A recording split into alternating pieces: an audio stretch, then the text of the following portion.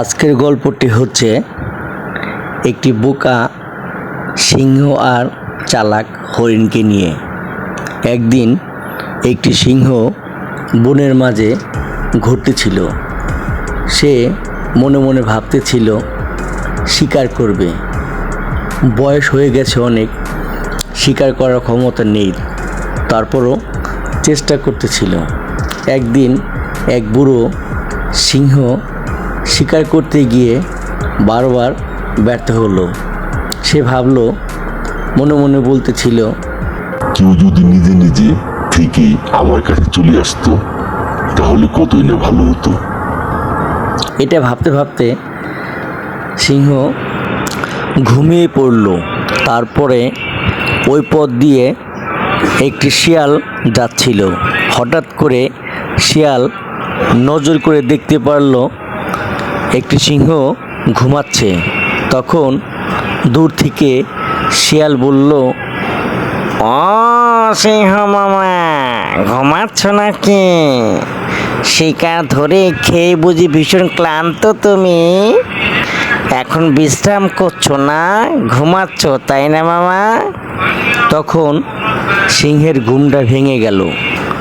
আর সিংহ বলল, না ভাগ্নে, শিকার ধরতে পারিনি।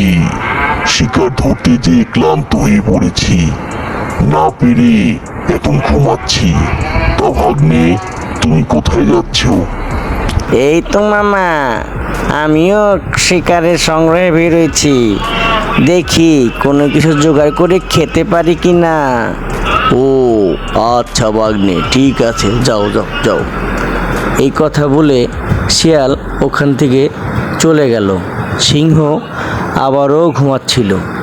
কিছুক্ষণ পরে তখন একটি চালাক হরিণ চলে আসলো। তখন বলল, সিংহ। সিংহ মামা, কি ভাবছো তুমি? সিংহ বলল, কিছুই না ভাগ্নে।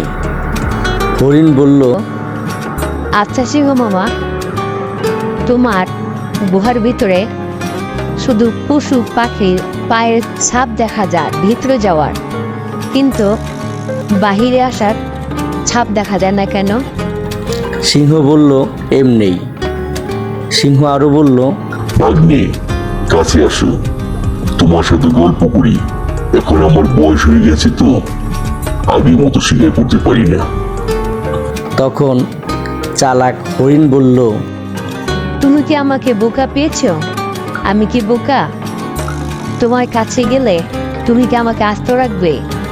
9-6 দিয়ে কাছে নিয়ে আমাকে খাবা, তাই না? এই কথা বলে চালাক হরিণ ওখান থেকে দৌড় দিয়ে চলে গেল।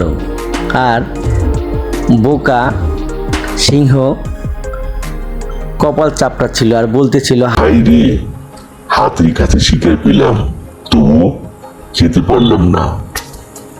বন্ধুরা, আমরা নতুন, আমাদের ভিডিওগুলো যদি আপনাদের ভালো লাগে অবশ্যই লাইক করবেন, কমেন্টস করবেন, আর নতুন হয়ে থাকলে সাবস্ক্রাইব করবেন। সবার জন্য শুভকামনা রইল।